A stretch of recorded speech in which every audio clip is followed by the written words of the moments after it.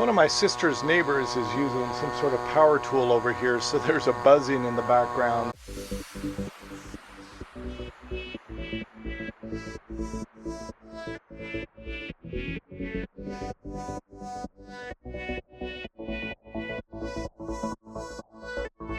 I apologize for the background noise. Right now I'm trying to figure out how to remove the air filter. It's a little bit difficult in that I'm having a hard time finding online instructions for this. So I just a few minutes ago purchased the service manual for this particular vehicle. It cost me $35 online to download the service manual, and it's a little bit better. Doesn't really have specifics. It gives step-by-step instructions, but it doesn't point to specific items to remove.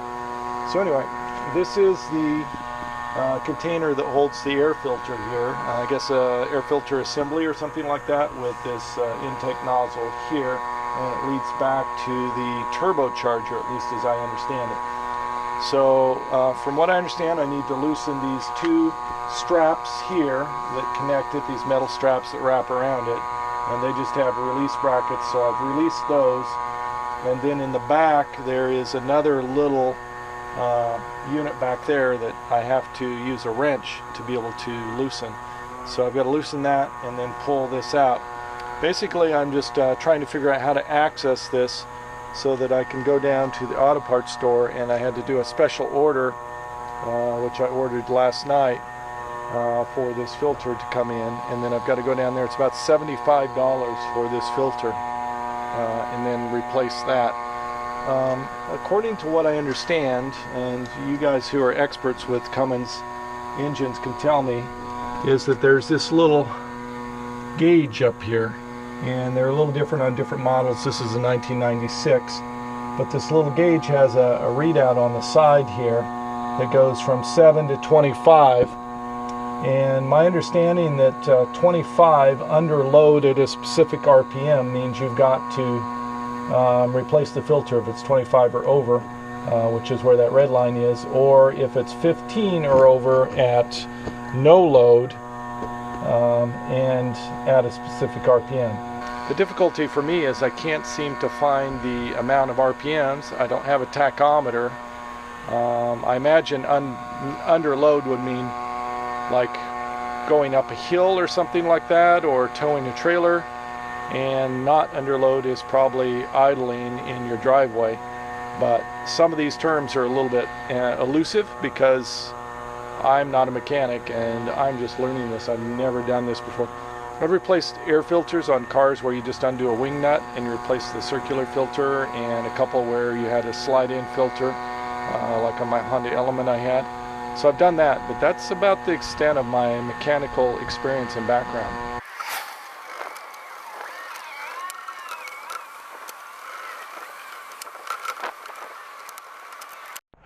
I'm having a hell of a time getting this air filter assembly back onto the tube that goes to the turbo.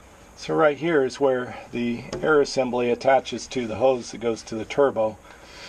And every time I wiggle this, it comes disconnected right here, and I can't figure out how to get it back on. I've been working on this for about 45 minutes, trying to twist and push.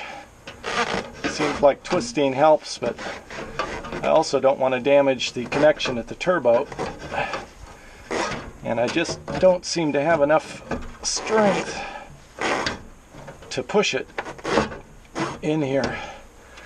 I had surgery a month ago, and so my strength is probably about 1/4 of what it normally is. I just have a real difficult time lifting things. Just 4 days ago I was only supposed to lift up to 15 pounds, and now I'm trying to wrangle this and put several hundred pounds of pressure into it, and it's almost more than I can do.